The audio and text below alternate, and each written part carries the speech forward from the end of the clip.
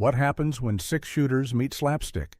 When saloons echo with laughter instead of gunfire? Western comedies have always walked a fine line, honoring the myth of the American frontier while hilariously turning it on its head. In this video, we're riding through 14 of the greatest Western comedies of all time, handpicked and praised by film historians. These aren't just funny, they're groundbreaking, subversive, and unforgettable. Saddle up, because the laughs are just getting started. Blazing Saddles. There are comedies, and then there's Blazing Saddles. When Mel Brooks unleashed this film in 1974, it didn't just spoof the Western genre, it gutted it with gleeful abandon. Historians agree. No other film has dared to take the sacred myths of the American frontier and tear them down with such fearless satire. The story follows a black sheriff, Bart, played with whip-smart charm by Cleavon Little, who's appointed to a racist frontier town as part of a corrupt political scheme. But instead of failing, Bart outsmarts, outguns, and outwits everyone. What sets Blazing Saddles apart is its complete disregard for convention. From fart jokes to fourth wall breaks, Brooks bends the rules of narrative and structure in ways audiences had never seen before. Gene Wilder's turn as the Waco Kid brought a surprising sweetness to a film otherwise loaded with outrageous absurdities and razor-sharp commentary. At its core, Blazing Saddles is a bold critique of American hypocrisy and racial injustice, disguised as a cowboy comedy. The film sparked controversy on release, but earned its place in history by holding a mirror up to Hollywood and society alike. Today, film historians consider it the most influential Western comedy of all time, because it didn't just laugh at the West, it rewrote it. The Three Amigos. By the mid-1980s, the Western was seen as outdated.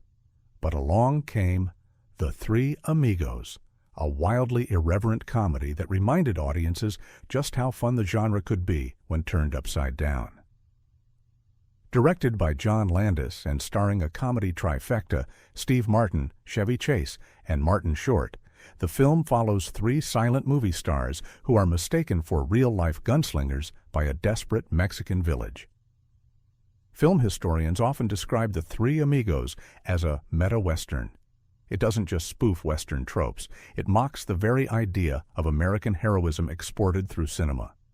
The clueless trio rides into a real-life crisis thinking they're filming a movie. What follows is a blend of slapstick, satire, and genuine charm as the actors slowly discover what it means to be real heroes. Despite lukewarm reception at its release, the film has since become a cult classic. Historians credit its lasting appeal to its blend of childlike humor and sharp genre awareness. It walks the tightrope between parody and homage, never taking itself too seriously. And in doing so, it celebrates both the silliness and sincerity of classic Western storytelling. Today, The Three Amigos stands as a hilarious love letter to Hollywood, performance, and mistaken identities. City Slickers. In City Slickers, the frontier isn't just a backdrop, it's a midlife crisis waiting to happen. Billy Crystal plays Mitch Robbins, a jaded urbanite who signs up for a cattle drive with his two best friends in hopes of rediscovering purpose. What starts as a comedic escape from the corporate grind becomes a surprisingly heartfelt exploration of aging, regret, and masculinity. Film historians often classify City Slickers as a neo-Western dramedy, bridging the emotional depth of coming-of-age stories with the wide-brimmed iconography of the Old West. Jack Palance's unforgettable performance as the grizzled trail boss Curly, a role that won him an Academy Award, became a touchstone for blending traditional Western grit with comedic timing. What makes City Slickers so significant is how it reinvents the Western landscape for modern anxieties. Gone are the saloon shootouts and gold rush dreams. Instead, we get nervous breakdowns under big skies and men searching for meaning one hoof at a time. It's a comedy, yes, but one with heart, soul, and a surprising amount of dust in its eyes. Historians now regard it as one of the last great Western comedies to truly capture generational discontent while still delivering belly laughs. The Ballad of Buster Scruggs. The Ballad of Buster Scruggs is a Western anthology like no other, equal parts elegy, absurdist theater, and dark comedy. Directed by the Coen brothers, the film is divided into 6 standalone vignettes, each exploring a different facet of frontier life, from bounty hunters and gold diggers to vaudevillians and wagon train pioneers. The titular story about a singing cowboy with a disturbingly high kill count opens the film with operatic glee and sets the tone for what follows: bleak hilarity. Historians call it a postmodern Western, a film that uses humor not to lighten the genre, but to question its very soul. The Coens' signature wit is razor-sharp here, with morality tales wrapped in dust-covered punchlines. The use of gallows humor, surreal violence, and poetic finality pushes the film beyond parody and into a form of narrative archaeology, unearthing forgotten myths and brushing off their bones. Critics and scholars were quick to note how Buster Scruggs treats the Western as a fading myth, and laughter as its last great elegy. In its haunting visuals and ironic turns, the film leaves you unsettled, laughing one minute, grimacing the next. It's not just one of the funniest Westerns in years, it's one of the most thoughtful. Maverick. Maverick is more than a Western. It's a wink to the audience from the saddle.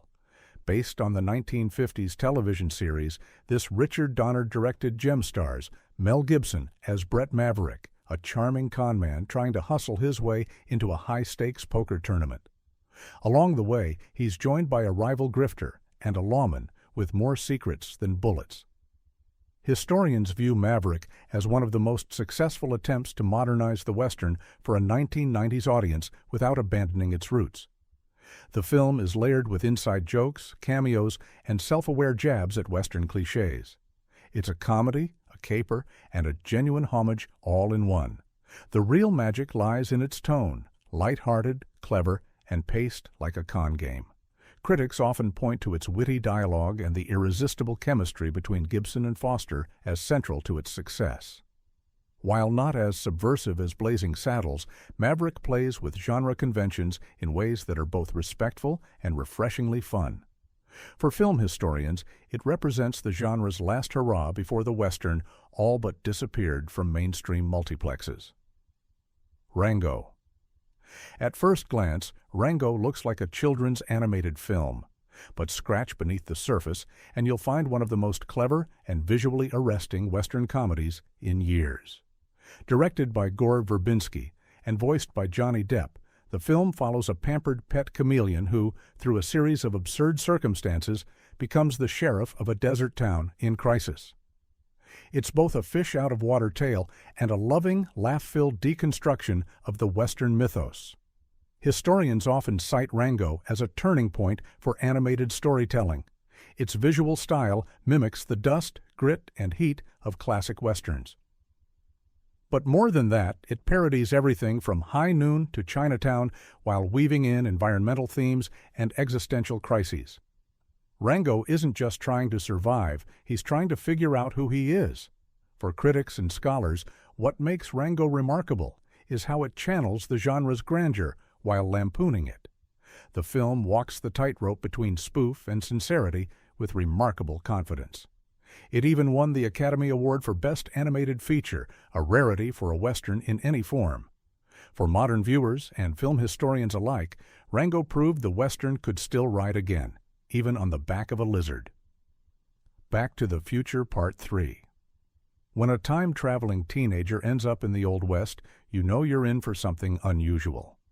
Back to the Future Part 3, the final entry in Robert Zemeckis' beloved trilogy, took a bold creative leap by merging science fiction with Western comedy. And while it might not have the edge of its predecessors, historians argue it's one of the most affectionate genre mashups ever put to screen. Marty McFly, played once again by Michael J. Fox, travels back to 1885 to rescue Doc Brown and finds himself navigating saloon showdowns, horse chases, and the invention of ice cubes, all while trying to repair a DeLorean. It's a love letter to the westerns of yesteryear, complete with earnest homages to The Good, the Bad, and the Ugly, and My Darling Clementine. Film scholars appreciate how Part 3 leaned into genre conventions, not to mock them, but to honor them. It's not parody, but playful reverence. With a sweeping Alan Silvestri score and performances that wear their hearts on their sleeves, this chapter delivers the charm and nostalgia that defined classic Western cinema, all wrapped in futuristic time travel packaging. Support your local sheriff. In the late 1960s, the Western was losing its way. Too grim, too serious, too violent. Then along came Support Your Local Sheriff, a breath of fresh comedic frontier air. Starring James Garner as a reluctant sheriff in a lawless mining town, the film eschews shootouts for sarcasm and standoffs for wit. Garner's laconic delivery and understated charm turned a simple fish-out-of-water story into a masterclass in comedic restraint. Film historians credit the movie's success to its self-awareness. It pokes fun at nearly every trope in the Western playbook, from bumbling deputies to arrogant outlaws, without ever becoming mean-spirited. Instead, it treats the genre with affection, even as it skewers it. Garner's sheriff doesn't come to town looking to clean it up. He just wants to pass through. But his dry logic and no-nonsense demeanor slowly unravel the madness around him. Critics hailed it then, and historians still champion it now, as one of the earliest Western comedies to truly satirize the genre with intelligence rather than slapstick alone. In a decade where Westerns were burning out, Support Your Local Sheriff kept the laughs and the legend alive. My Name is Nobody. No Western comedy list is complete without a nod to My Name is Nobody, the film that dared to blend the gravitas of the spaghetti Western with the mischief of parody. Starring Terence Hill as the quirky, wide-eyed gunslinger Nobody and Henry Fonda as the aging legend he idolizes, the film is equal parts tribute and takedown of the Sergio Leone mold. And that's no coincidence. Leone devised the story and reportedly directed key scenes himself. Historians consider My Name is Nobody a milestone in meta-westerns. It's a film about legacy, myth-making, and the end of an era. Fonda's weary sharpshooter wants peace. Hill's character wants him to go out in one last blaze of glory. Their dynamic is both touching and hilarious. A passing of the torch wrapped in comic duels, exaggerated showdowns, and wide-eyed wonder. The film plays like a wink at the audience.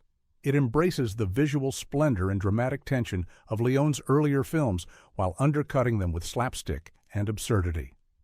For film scholars, it represents the genre's transition from stoic to self-aware. My Name is Nobody may have laughed at the Western, but it also loved it deeply. Cat Belaloo. If ever there was a Western that rode the line between musical, comedy, and shoot-'em-up, it's Cat Belaloo. Released in 1965 and starring Jane Fonda as the titular schoolteacher-turned-outlaw, the film defied genre expectations with song, satire, and a double role that earned Lee Marvin an Academy Award. He plays both the drunken hired gun and his evil metal-nosed twin, a performance that balances ridiculousness with rough-edged brilliance. Film historians hail Cat Belaloo as a trailblazer, one of the first to use Western cliches as comedic material while still delivering an emotionally satisfying story. Narrated through folk ballads sung by Nat King Cole and Stubby Kaye, the film feels more like a stage show than a traditional shootout. And that's the point. It plays with the idea of Western storytelling as performance, legend, and farce. Critics and scholars still cite the film's clever use of reversals. The damsel is actually the gunslinger, the hero is drunk and broken, and the bad guy is practically a cartoon. In the process, Cat Belaloo carved out a new space in the Western canon, one where humor, heart, and harmony could coexist in the wild, wild West.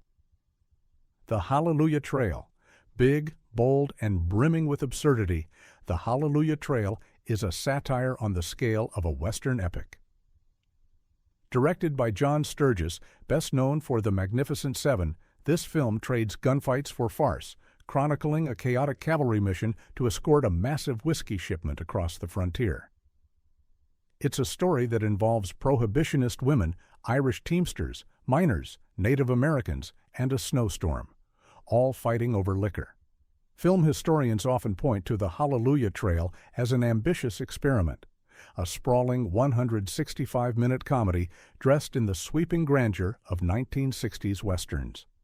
With narration by documentary-style voiceover, the film mimics historical retrospectives while turning the subject matter into farce. The scale is epic, but the punchlines are sharp. Though it was met with mixed reviews at the time, scholars now regard it as a fascinating relic of its era, when the genre was trying to reinvent itself amid the chaos of the 1960s. Its ensemble cast, led by Burt Lancaster, elevates the nonsense into near-operatic territory. It may not have aged as smoothly as the whiskey it parodies, but the Hallelujah Trail remains a curious, hilarious detour in the Western comedy canon. Little Big Man. More tragicomic than slapstick, Little Big Man is one of the most profound and layered westerns ever made, and yes, it's a comedy. Starring Dustin Hoffman as Jack Crabb, a 121-year-old man recalling his life as a white boy raised by Native Americans, the film traverses history, myth, and memory. It's not laugh-out-loud funny in the traditional sense, but its irony, wit, and biting satire on American expansionism make it one of the genre's most compelling entries.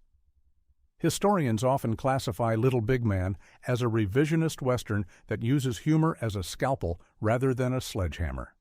It tears down the romanticized image of the frontier hero and instead delivers a fractured portrait of hypocrisy, violence, and survival. Director Arthur Penn blends absurdity with heartbreak, staging scenes where comedic timing crashes into historical horror. This film is often studied in film history courses as a turning point in how Hollywood portrayed the West. Crabb is both the observer and the unwilling participant, his life one long cosmic joke on American mythology. In blending tragedy with dry humor, Little Big Man helped redefine what a Western and a comedy could be. Support your local gunfighter. Released 2 years after its spiritual sibling, Support Your Local Gunfighter once again stars James Garner as a fast-talking drifter caught in the schemes of a wild frontier town. But this time, instead of being reluctantly heroic, his character is a full-blown con man, mistaken for a deadly gunfighter and roped into a feud between rival mining towns. Though often overshadowed by Support Your Local Sheriff, this film is beloved by historians for doubling down on the same smart, character-driven humor that made its predecessor great. Garner's charm is effortless, and his ability to play straight man to the insanity around him never misses. The film plays like a second helping of satire, poking fun at greed, mistaken identity, and the absurd politics of small-town pride. Critics appreciate that Support Your Local Gunfighter isn't merely a retread. It's a richer, even more irreverent comedy that tightens its storytelling and broadens its laughs. For genre scholars, it's a testament to how the Western didn't have to take itself seriously to stay relevant. In fact, the more it leaned into the ridiculous, the more alive it felt. Advance to the Rear. Set during the American Civil War, Advance to the Rear is one of the earliest Western comedies to blend military farce with frontier hijinks.